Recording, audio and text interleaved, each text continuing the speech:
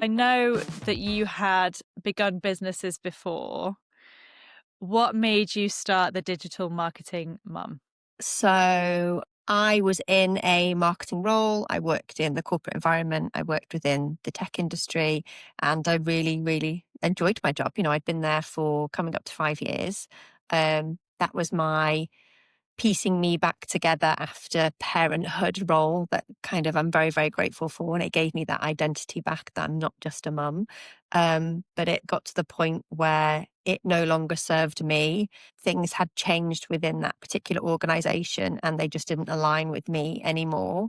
And I just thought, I'm going to move. Now, some people would say, why didn't you just go to a different job? I kind of got to the point of going, I've done this for such a long time. Like I've been in marketing in the corporate world for nearly 16 years now. And it's just, I'm good at what I do.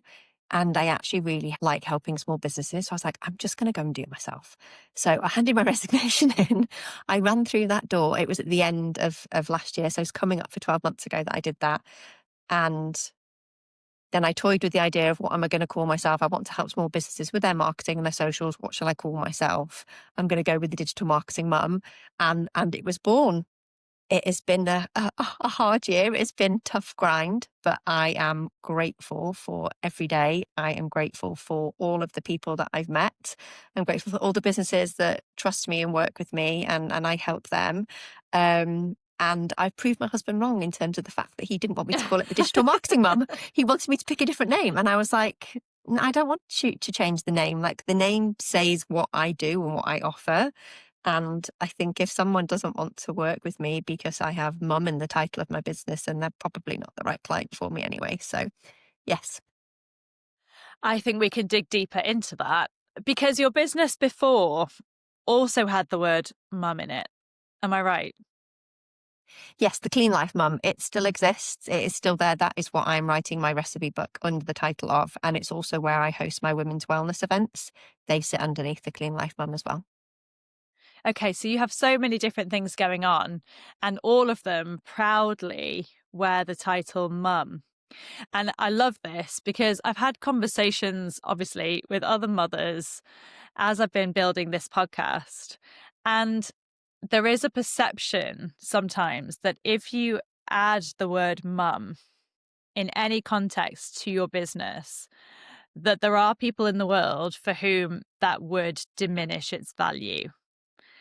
And obviously, your husband felt this a little bit and he was worried about you, I guess, worried that that might put people off, which is absolutely insane because there is, obviously nothing wrong with being a mum.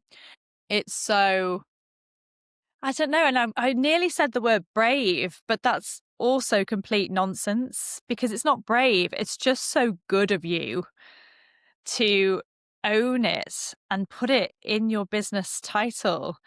Thank you. It makes a difference. It makes a difference. And how do you think that's impacted the sort of clients that you have attracted in your business in this first year? Because if it's small businesses, a lot of them, they might be family owned businesses. So what difference do you see that it's made? Have people commented on it? Yes. And you know what? There hasn't been a single negative person. Like no one has said, oh, that's a funny name. Some have said like it's long, but they were like, but it's memorable. Like I don't remember your name is Jen. I remember that you're the Digital Marketing Mum.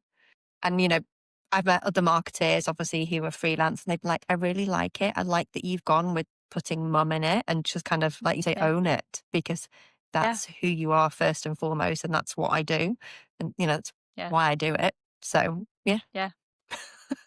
In terms of the clients that I seem to be attracting, I mean, there's a mix across the board, but they tend to be within the health, the wellness, coaching and education sectors, which sits within kind of what I love anyway, but I haven't pushed it that direction.